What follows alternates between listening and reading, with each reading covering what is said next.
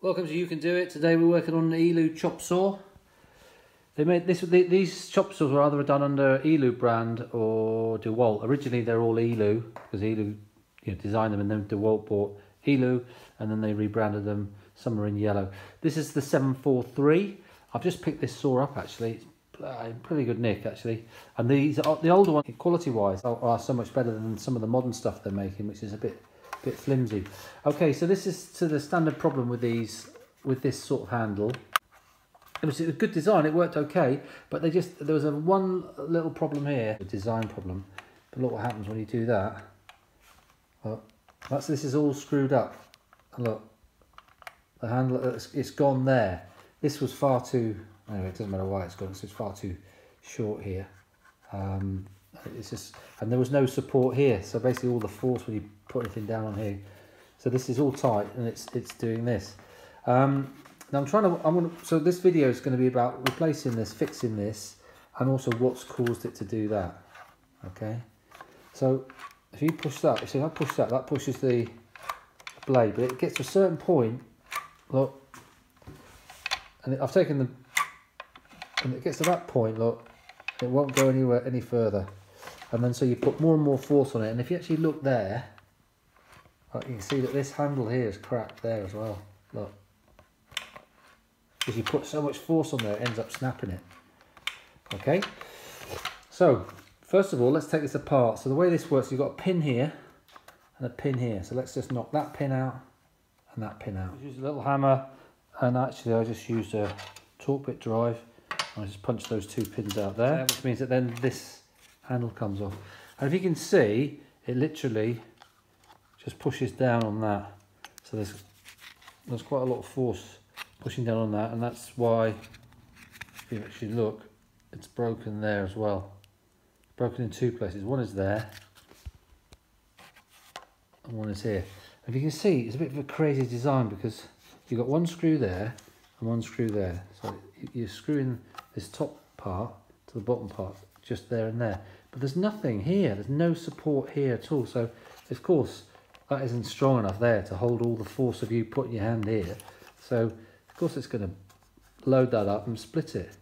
So they should have had a bolt there somehow, and then they wouldn't have had it. Anyway, let's go further into this. So I want to unscrew that screw in. That screw, that handle's there. It's come off. So this actually, this bit, there's nothing wrong with this. That's in good condition there, that bit's alright, there's nothing broken. See, that's where the strength is. That's all stiff as anything. But here, this is where, look, that's where it's cracked, because it's a total design problem there, because look, all this force down here is basically supported just by that tiny little lip there, because this doesn't, it doesn't support, that's where that there screws into there. That isn't going to support that at all. So there's a big design problem. They should have put a little lug there to have another screw there, and then it would have all been tightened up. But we're going to look at what we can do to sort this out. I have actually ordered another handle. So that to me looks like it's ready for a switch, isn't it? When they designed that, they thought about a switch. And that's going to be another video where I think I might even put a switch, somehow put a switch in there, so that when you close that handle like that, it turns the switch on.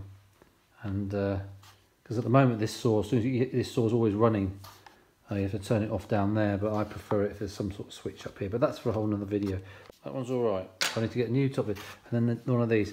Now this is held on by 4 bolts that go down there. 1, 2, 3, 4. Flathead screwdriver down there. See, and we'll take those out. Those screws are off, undone now. So look, the whole handle pulls off. Let's take those screws out. And now you can see, look, it's bust. Look at that.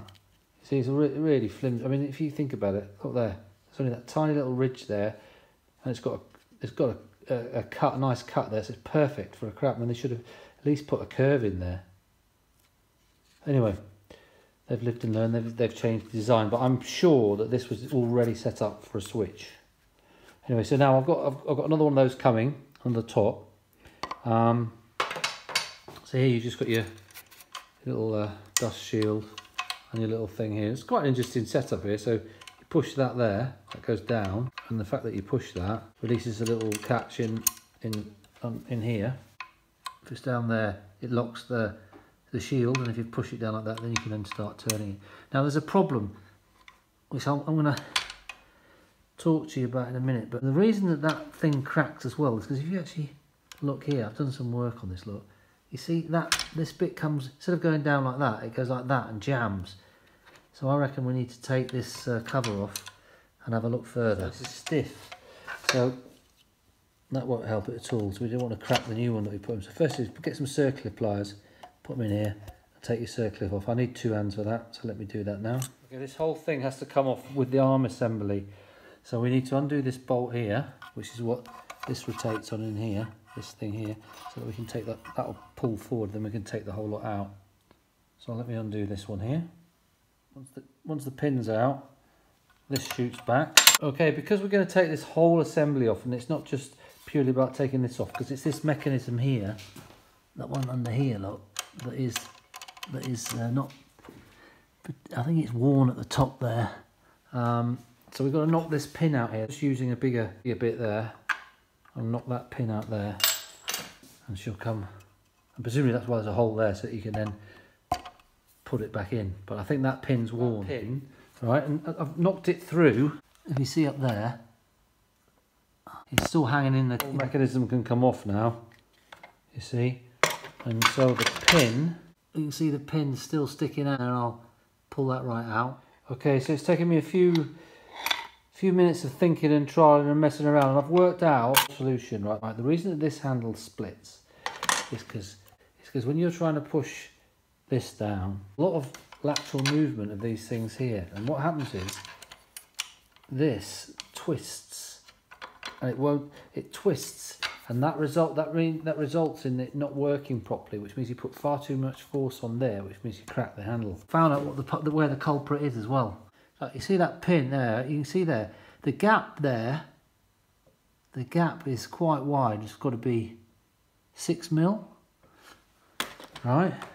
And this is only about 3.5, 4 mil, which means that can twist like that in there, and that's what's causing it. So I reckon what we need to do is make this a little bit wider. And the way we can do that, I'm going to have a little go and test run of sticking some washers with some super glue either side of that, and we'll see what happens. Just take this off because I can't see what I'm trying to work up there. I can't see with that, so I'm just going to undo that spring there and take the circlip off there, and that disconnects that off now. We've got that completely off. Now look, this, look at that. Remember, when this is all in a line, if it's all dead in a line, it works well, but when this starts twisting on the top, and that starts twisting, it doesn't work very well. So what I'm going to do there is just whack that on with my hammer on my anvil, and then that'll tighten that up. So let me do that. Using a socket over that, whacking it hard there with the hammer, really heavy, and then just tapping on, hitting hard on there. I've tightened that right up. There's like, it's very difficult to do it with one hand, but there's like hardly any play in that before. So that's enough for it to move, but that's now a lot more rigid. When you hold that up, look, that just stays totally level. So that's going to make a big difference. I'm working a bit rush here, so it's not as tight as it should be and everything, but this I want to make thicker. So I've got a washer there, and I'm going to just super glue that there on both sides, and then we'll see. It might be too thick, which is why I'm just going to, they might be too thick, but let me see. All right, just over 5 mil, and one of those washers is 1.5, and this is 3 mil, so 2 of those washers either side would be too thick. So I think I'm just going to try with 1, and then maybe I'll grind down one of the washers, and then, or find a spring washer even that I can put on the other side to take up the other slack. I found a very thin washer which I put on the other side, so I've just pushed it up there gently. But look, if we do this now, look, God, that's brilliant. So when you push this down now, you're not going to twist it. So it's literally just a case of pushing that straight downwards before you push it, and it would twist one way or the other and lock. That's a little bit of movement, which is what you need, a bit of play to so it. But that's going to make it a lot different, and that hopefully will stop us slip or slope. I'll just take it out and you can see what I've done. But the tricky thing now will be to get that pin in. I have to knock that pin back there. So that's in there. That pin's in. And look, there's no lateral movement on that, which is brilliant. That should just work a treat now. So let's just see, yeah. Still works fine. Okay, so I'm going to now put that back, put the bolt back in there, and put the put this sliding cover on, and then actually I'll reassemble the damaged handle and just see how much better that is. Handle back on. The thing with these, if you want to prolong your handle, is don't push there. You need to push on the end there. With it more like that. If you push with your hand there, if you start doing it there, that's when all the bend happens. But look, so that works fine now. Look, that's coming right back out where it wasn't before because there was all that twist in it. See, look, that should be hitting around about there. And then look at that. So well chuffed with that. You might find this grated a little bit on here, so I had to just put some pliers under there and just pull it up a bit, so that you've got a gap there. So that's not rubbing. That's fine. So yeah, looks like we've done it. So I'm going to put the blade back on, and then I've got to say I've ordered a new handle, so I'll wait for all that to come up and we'll replace that. Okay, I've just had an update from the dealer who said to me he could order them and gave me a price and everything. He's now just said he's been advised by the main place that obviously these aren't available. I thought it was a bit strange that this dealership said that they could supply me with these, but anyway. So now what we're going to have to do is try and work out a plan here. So what I'm going to do to start with is put some super glue on there, and then we'll just pin that up there tight.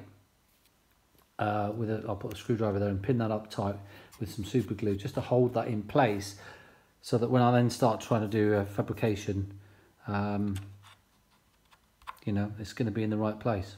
Morning time, that's gone through the night.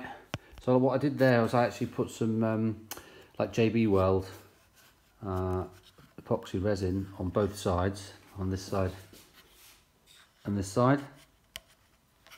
So that's looking really good. And of course I've got just had a little thing up there to hold it up. So if I take that off, then look, it stays there. That's good. That's solid. Now, I did also, where's the other bit? I did the same in there on that cracked one on both sides there, look. I actually put some super glue to hold it, then I got a soldering iron and just melted the plastic a bit together, and then to give a grip for the JB Weld over the top. So that's for here, because you can't get these. All right, my plan is, that's going to work. That'll be work for a little bit, because if you push all your weight, if you push all the thing on the end here rather than in the middle here, you ain't going to bend this down so much. But the problem is, if we put this back, put that back on, look, like that, that sits in there a treat, and then you screw it. But it's going to be the same problem again. You know, you're going to be able to do this. So I've got two choices. I can put a strap from here down here, so I could use that for instance, and have I've got a bit of aluminium somewhere, which I thought would be suitable. Oh, here it is, a bit of thin aluminium here. So I could put something from there to there. It's going to look a bit ugly. That would do the job. So you'd have to pin it here, and that's the difficult bit, is that you've got very little space there. So you could have a little screw in there or something. Or the other option, which is a bit more heavy duty, take it from there to that handle, screw that into that plastic, and screw it in there. I don't really want to sort of destroy the handle, but then that would definitely be a much safer option like that, and that can't flex. If I sprayed that up black, you wouldn't really notice it. So I'm going to have to take this cover off and see whether I could just put a little bolt through the cover. One more thing, back to my switch concept. If you look down there, that's the foam rubber, which is underneath that. And this is a channel that goes right the way down to the motor housing here with all the electrics. So this was obviously a plan in the future to have cables coming up here, comes up there, and then into this compartment here, And if you look at the top there, that looks to me primed for a switch unit. And then when you compress this onto that switch, you'd start the motor. The only problem would be how to keep that switch on while you want to use it as a table saw. But look, definitely so that's something we could try as a little project in the future, is putting a switch in there. If you've got it, so as soon as you let go of this, it stops. It just feels a lot safer. But anyway, let's carry on with this project. So after lots of thinking, that's my solution. And it looks like it's worked a treat. I mean, that handle is just totally rigid. It's what they should have done right at the beginning, is have some sort of structure here. Anyway, so I've used that bolt there, which goes through and holds the little lock, stop that moving. I put a little hole in that end, and then I've bent a bit of aluminium across, and that tucks down into that slot there. Look, and the handle still goes in there fine.